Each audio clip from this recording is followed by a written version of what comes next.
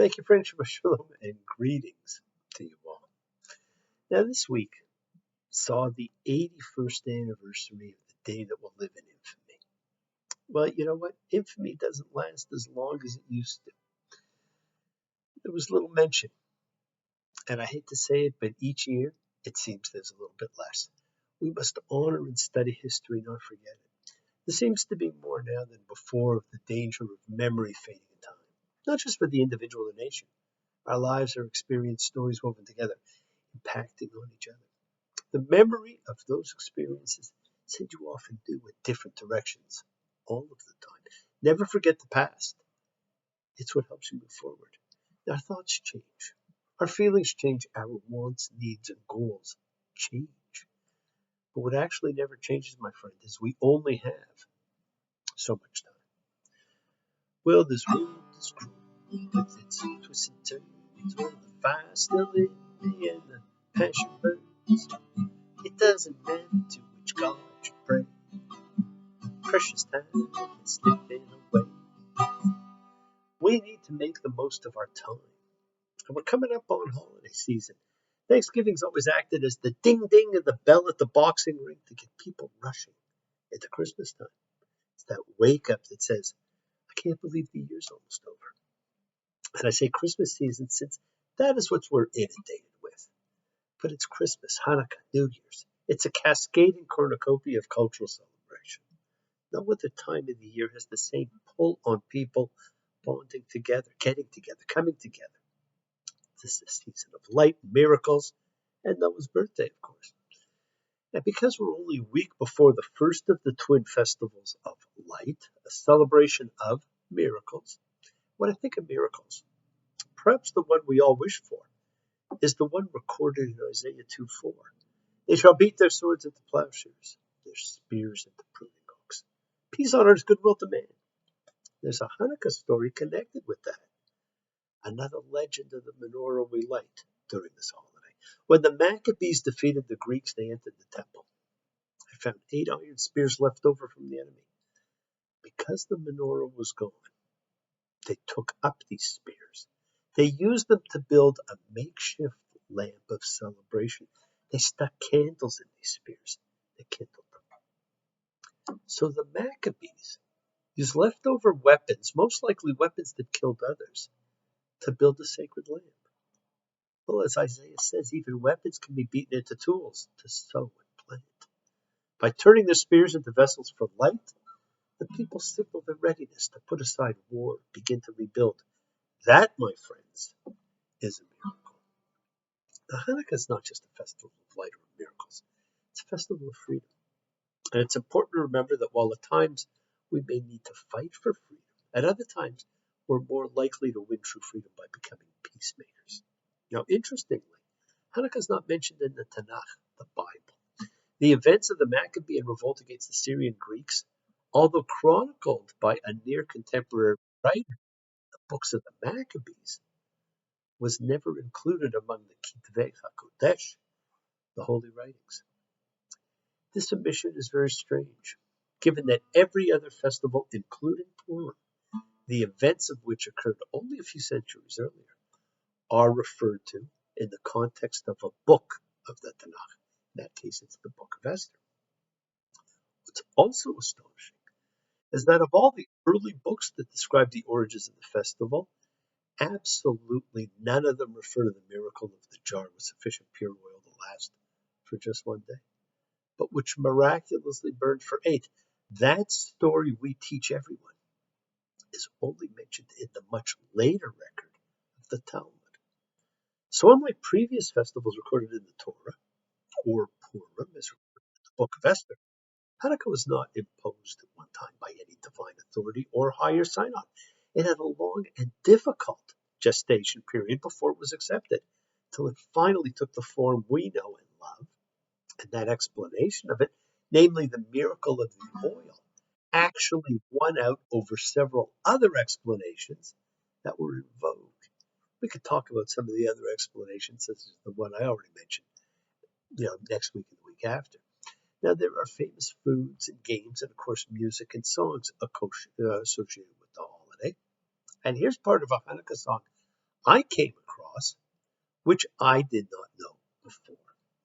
It's Hanukkah, Hanukkah, a miracle time of year. Time to honor those of faith, and a time to have good cheer. The candles burning ever soft to illuminate the night. For Hanukkah is also called a festival of light, a holiday for young, a holiday for all, remembrance of increasing light in times when light is small, a time for children to play games wherever far and near, as the dreidel spins to remind us that a great miracle happened here. It's Hanukkah, Hanukkah, a time for everyone. When the few overcame the impossible odds and your rededication is done, candles burning ever soft to remind us of our right to live a life of miracles, to live our lives of life. So get ready to celebrate. And as with most of the holidays, eat food that's not particularly good for you. Knowing you're not alone, because we will all be doing the same, eating oily, delicious foods, latkes, donuts, no kale. But we will be doing it coming together to celebrate an event that is reverberated throughout time and space, because it is an event that honors freedom and light and the miracles of life. And as we celebrate those things, as we all come together to honor and pray and observe as a community, a collective consciousness of secret showing faith, any and all faith, love, any and all love, a true chavura, fellowship, especially our nature of kindness, compassion, thoughts, feelings, hopes, dreams, and wishes that unites us all in this community house of spirit, Beth Ruach, sharing and bringing light, keeping fear at bay. Even though together we're all individual in our approach, each connecting in his or her or their own way. So once again, go ahead and invite everybody you know, some physically, some digitally, psychically, emotionally, spiritually, to gather and share from Psalm 133, the Healing of the Tov. Come together. Healing. Shelitachim gam yah. Hine batov u'medai. Shelitachim gam yah. How good and pleasant it is for brothers and sisters together. Community. Community. Community. Together. We support each other in this community. Let's all spread love, goodwill, and fellowship to the world. Remember, friends, this is your setting aside just a little bit of sacred time in your own sacred space to honor and converse with whoever, whatever you happen to believe in, because we all believe in something. It's a part of your Kavanaugh, your intention that you put out to the universe. It's your goodwill. Goodwill and intention are the roots of what you can control, of what you can correct. It's your intention that sets in motion everything that occurs in your lives. Let's take some time now. Let's use that intention. Send some of that goodwill, some light, some healing out to everyone that needs it. Healing and renewal for everybody. Floats through space, finding those in need. So send it out for those you know and for the souls and spirits of everybody you love. Think of whoever that needs healing and renewal, and love, or just plain goodwill. Focus on them. Call their names. It's not just for people. It's for our pets. It's for the earth. It's the healing of the world, the tikkun olam. That's part of our spiritual genetic makeup. We have to help heal the world. It's not something we complete. It's simply an ongoing task to be dealt with in this lifetime and every lifetime. We must each do our part. So we change ourselves. We change the conditions of life. And part of that healing of the world is when we send thoughts, energy, for health and renewal and goodwill for everybody. They don't have to be sick. It's for those in our hearts and our minds. Let's all send energy out for the people in need everywhere. Special thoughts and prayers for those who are undergoing medical conditions. We pray for those who need prayer. We don't have to know them. We want health, recovery, goodwill for everybody around us. For Fern and Johnny, for Ronnie, for Dory and Gloria, for Pinky and Snoopy, for Lucy, Nina, Tally and Ryan, for all those suffering and in need. Let's not forget to include those familiars of our lives, all of our sacred animal friends everywhere. For everyone you know in need, for the whole world. Mr. Rosemary. Friends, it is the kindness, the healing wishes, the goodwill and love we all send out. It just circles the world finding those in need. And thank you, each of you, for all you do, for all you care, because the world is a world of spirit. And spirit, my friends, never dies. Shabbat. Avotenu. Makor. Vivotenu. May the source of strength bless the way before us. Help us find the courage. Make our lives a blessing. The renewal of body. The renewal of spirit. Let us say, Amen. Ishmael, let us all have our spirits renewed. This is the great prayer for healing, which we call upon God to heal as He's healed before. Me, Shaberach, may He who blessed, because all healings are blessing. So let's all send and receive healing and renewal energy in our efforts to love, to share, to care, to grow. Now this week's the great reunion as our mystical Bible continues. It began with the dream of the ladder to heaven with the angels going up and down. So we read about the great celestial wrestling match. But there's so much more. It's a reading that has the meeting after 20 years of Jacob and Esau, Jacob wrestling that angel, the rape of Jacob's only daughter Dinah, which does not come across as rape, the actions of the brothers, the birth of Benjamin, the death of Rachel, the death of Isaac, which tells us a new generation of stories is coming. But the greatest lesson is all about the forgiveness mechanism found in the great reunion, and how each of our protagonists perform, react, and make their choice of life is incredible. This week we read Vayishlach, and he sent. Jacob is deceived and schemed and been motivated by fear from when we first met him. He purposely demanded his brother's birthright, stole his blessing, lied to his father, who he feared would see through the deception, and then feared his brother for what he did.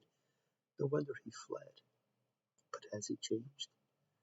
This week you will see him continue in this very vein. And again, there's certainly things that may seem out of order, but remember, this may seem like a history. But as we've seen, it is not a chronological one. He has spent a precious amount of time, 20 years actually, in servitude to his uncle, building great wealth, and now stealthily fleeing. He's on the road leaving with that great wealth, sneaking away, heading home.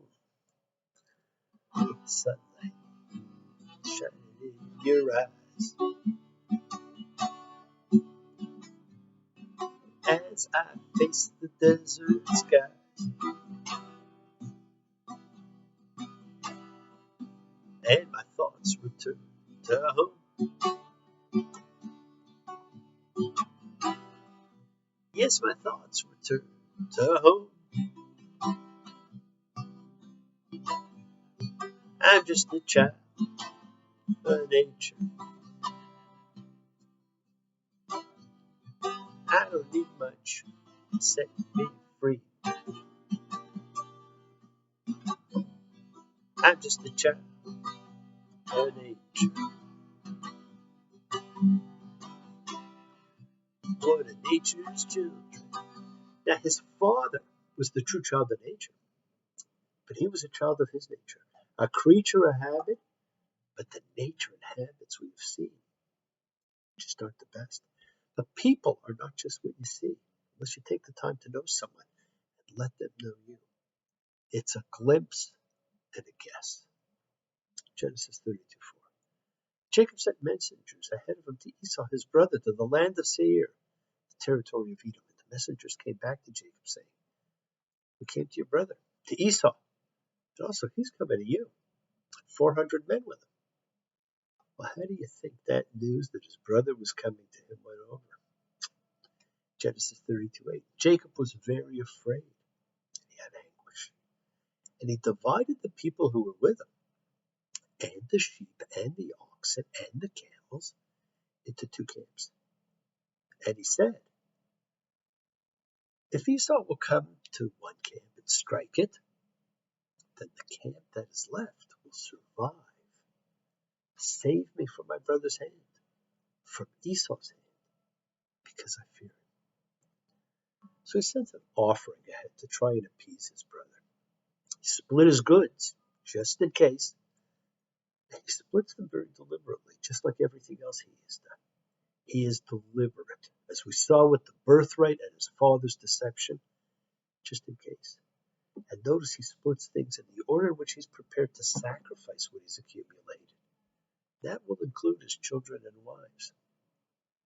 He wants to buy off his brother's anticipated anger and hatred, because who wouldn't feel that way after what Jacob had done? But things aren't always what they seem. Genesis 32:23. He got into that night, took his 2 wives and 2 maids and his 11 boys, crossed the Jabbok ford. There's only 11 boys. Benjamin has not been born yet. And you'll notice his daughter Dinah, not even mentioned. Now, is this about the value of the female or the importance of the daughter? I leave that to you. And Jacob was left by himself, and a man wrestled with him until the dawn's rising. Now, usually, this is referred to as Jacob wrestling an angel, but we read in the Bible about a man. We really don't know. The prophet Hosea refers to this when it says he fought with God, and he fought with an angel, and was able. Just like no one knows who Azazel is in the Yom Kippur scapegoat sacrifice, no one's sure who or what Jacob actually fought with. They fight to a draw and the sun's rising. So the man says Jacob must let him go. And Jacob demands a blessing in exchange. Genesis 32:27. And he said, let me go, because the dawn is risen, like a vampire. And he said, I won't let you go unless you bless me. Because of this reference to dawn and light, some suggest it was a night spirit. Well, Jacob demands a blessing, the constant bargainer. I'll let you go if. And he said to him, what's your name? He said, Jacob.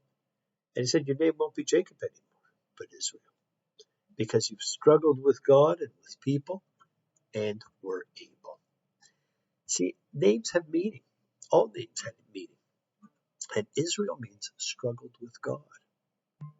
And who of us has not? Who hasn't questioned the existence of divinity, especially in this world today? Abram's name was changed to Abraham. It was permanent. Sarai became Sarah forever. But you will notice the Bible shifts between Jacob and Israel on an ongoing basis. Why? Why not a permanent name change? Let me know your thoughts on that. You might even notice, when is he Jacob? When is he Israel? And what that also may suggest. Well, Jacob lets him go. Genesis 33:1. And Jacob raised his eyes and looked, and there was Esau coming, 400 men with him. And he divided the children among Leah and Rachel and the 2 maids, and he placed the maids and their children first, and Leah and her children following, and Rachel and Joseph following. Don't forget the maids were also wives. But you see, he puts them in the order in which he's prepared to sacrifice them. Joseph and Rachel last, the most important. Makes you wonder what message he's giving the others. And he did this out of fear. Perhaps we let our fear dictate, but we let it dictate to us. We project what we would do if it were reversed. But the very strange thing happened. Genesis 33:4. Esau ran to him, embraced him, and fell on his neck and kissed him. And they wept. Esau wept. Jacob did not. Esau did not hate his brother. He loved him. He had forgiven his brother for stealing the birthright, the blessing, and even the love of his mother. He is the first great example of the power of the forgiveness ritual. He developed the trait we all should be emulating. This is a great teaching opportunity that has been neglected. Learn to forgive. It brings acceptance. It brings peace. But Jacob's fear dictated the steps he would take if it were him pursuing a hated enemy. And Esau wants to travel with his brother, but Jacob begs off, saying he'll slow them down because of the kids. More deception. So he'll meet him back in Seir. And Esau offers to leave some men with Jacob's retinue, but Jacob doesn't want any of Esau's men with him. His fear is so inculcated that it drives him. Jacob has just told Esau he'll meet him in Seir. But in fact, the next two verses report that Esau goes back to Seir, but Jacob goes in the exact opposite direction and heads off to Skut. He's always fearful, always scheming. Our sages tell us Esau was pure evil, but none of the actual written accounts support that position. It seems just the opposite. The bizarro world of Superman. Yes, my friends, the world is sacred. So is everything in it. Express your gratitude, light a candle, make a wish. Celebrate your life and the lives of those you love. Share feelings with them. Live free, be free. Honor your freedom, be well, be happy, be blessed. Share and honor the light, honor live in the light, and continue to shine. Continue to send everybody you know goodwill and love. Pray for peace and freedom for everyone. And end to terror and hatred. Remember, friends, we are a community. We learn together. We celebrate each other. We love each other. We share this ride together, men and women equally. Let's all send out love, not fear. Send out peace, harmony, goodwill, and healing to all who need it. Please do.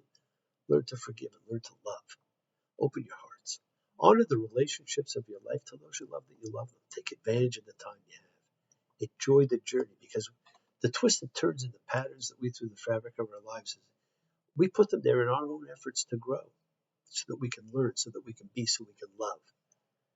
Now, bless you all. Have a fantastic week, a week of love and light, a week of peace, a week of miracles. Examine your intention. Use them to print your will on the universe. And remember, we set in motion everything that happens in our lives. It is our intention. It is our Kavanaugh. That's what controls the universe. Everything's connected. Everything's linked. You always have time to be forgiven, and you always have time to forgive. You have that knowledge of what's good and bad. So acknowledge what you've done to yourself, to God, and to any person that you've wronged. And we've all wronged people. Ask forgiveness, but do so with sincerity, with accountability, with vulnerability. Forgive those who've hurt you as you learn to be forgiving and compassionate, because the secret of forgiveness, compassion, and peace is acceptance. Can you accept yourself, other people in the world just as they are? Can you accept life as it is without trying to control it? Because if you do, you can experience the peace that acceptance brings. So do not stop your journey. You're moving towards your own promised land. It is your home. Keep on dreaming, keep on being, keep sharing, keep shining, keep teaching, keep spreading joy and goodwill. Do not follow fear. Follow love. It's always in front of you. And remember to have faith. Just as I have faith in the principle of love, and of all of you. Act with purity of heart and mind. Despise not, defraud none, hate none. Cherish all. Honor every child of God, every creature of the earth. May all people know peace in this year. May you nurture kindness and love everywhere.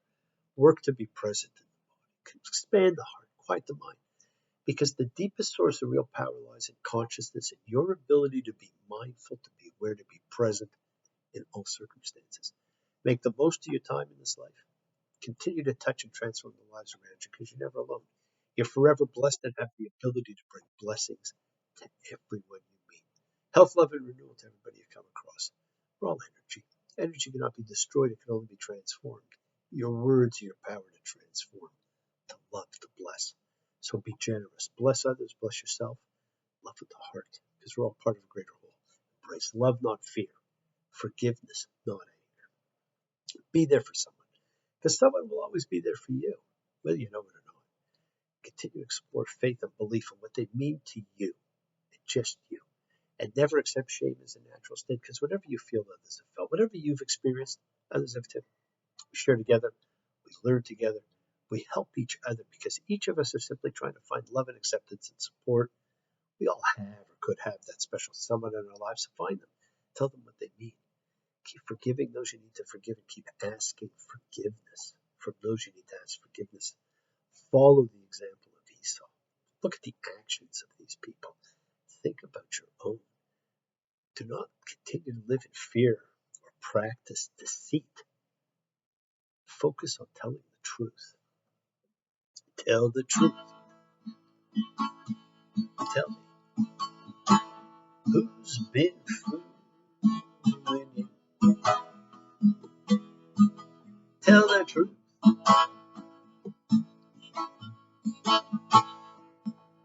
Now, who's been fooling who? It won't sink as every word is